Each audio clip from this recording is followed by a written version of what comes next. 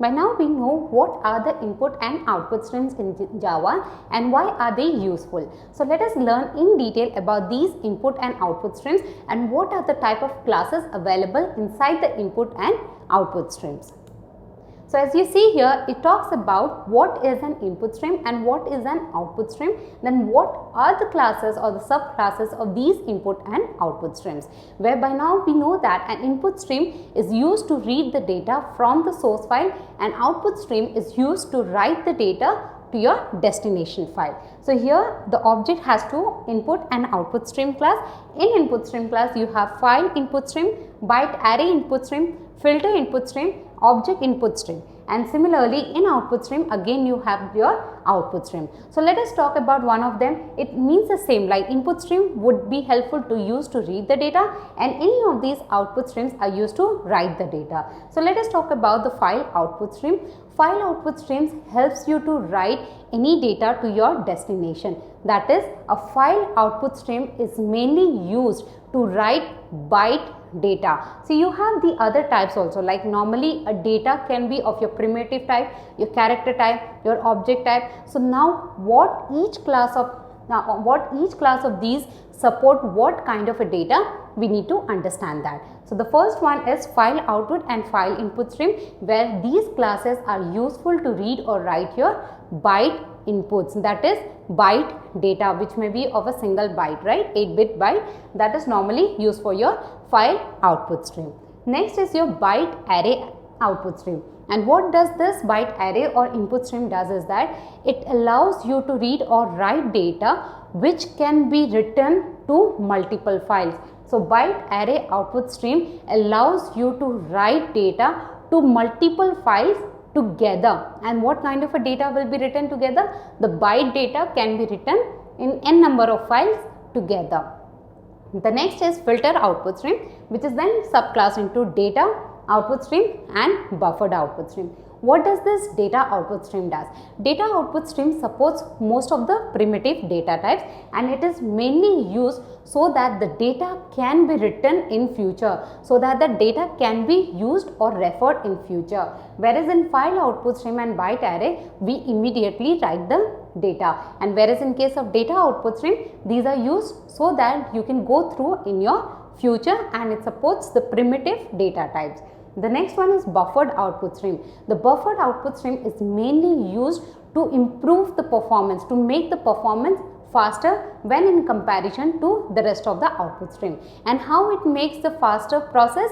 By storing the data in buffer, and then from the buffer the data is written in your destination file. Then it will be moved to your output stream. Normally in other cases the data is directly written to your output stream, that is to your destination. Whereas in case of buffered output stream, the data will be stored in a buffer and then with the help of a flush method you write the data from the buffer output stream to the main output stream. Next is your object output stream. What are these object output stream? An object output stream almost supports all the primitive data types and the graphs of Java objects to be written to your output stream. Again repeating, it supports all the primitive types and graphs of the type of Java objects that is written to your output stream. And these objects should support java.io.serializable interface, otherwise you will not be able to work. So today in now we'll see in the videos that what an input and output stream, like you have all these input streams where you can go to the tutorials point and learn in detail about each of them. However, in the going forward videos we shall learn about these input and output stream, how you can use to write a byte data, and later we'll see how you can use to write a character data. Here it talks about what is your file input stream. Normally in input and output stream, the most type of class which is being used is your file input and file output stream, where file input streams allows you to read the data from the source file, that is of byte format, which allows you to read the byte. You can use file input stream to use your character data types also. You can read from the source file which is of character data, but it is recommendable to use file reader than file input stream. So file input streams are mainly used to read the data from source file which is of byte format. Then how do you write these? Let us see that. we write input stream, we create an object equals to new file input stream and then the file name. Let me explain this. As you know, file input stream is a subclass of input stream type, right? So what happened, you can either write directly file input stream, you create an object and you create the object with the help of a new keyword. This new keyword helps you to create the object and then you initialize a value in the constructor, right? So this is your file input stream, which is a constructor to your input stream class. So in this, you can directly provide the file name from where you are trying to read the data. For example, I say I have a file name called welcome and in that I have a text called welcome to tutorials point. I want to read that data and display in the output. In that cases, we use file input stream to read the data. The next it says that how you can create a file and then read the file. One way is that you directly read the file. Next, how you read a file, we need to see that. We have used a file object f equal to new file and you have provided the file name in your file object. Now this file object is provided as a parameter to the constructor to work with your input stream object. So either you can directly write like this or you can create a file object and then use a file object in the constructor parameters to create your input stream object. We have certain methods which enable to use file input stream. Normally when you use file input stream, why do you use? You want to read the data or you want to read number of bytes. When you want to read only a single byte, you can just read. But if you have number of bytes to be written, then you use your read bytes, right? So which is nothing but the length of your bytes.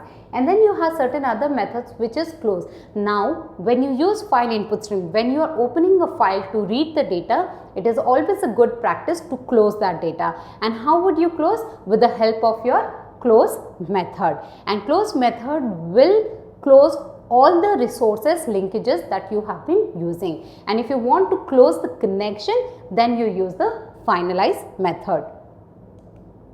And then we have file output stream. It is similarly but just opposite, where input stream was useful to read the data and output stream is useful to write the data to some destination file. The syntax follows the same. You write output stream, which is a class, f which is an object, and this object is created with the help of new keyword followed with the constructor name, that is file output stream, and you provide your file name, right? The other way would be, again you create your file object equals to new file, you provide the complete string. This is your complete path, the complete string, and then this path has been stored in f object.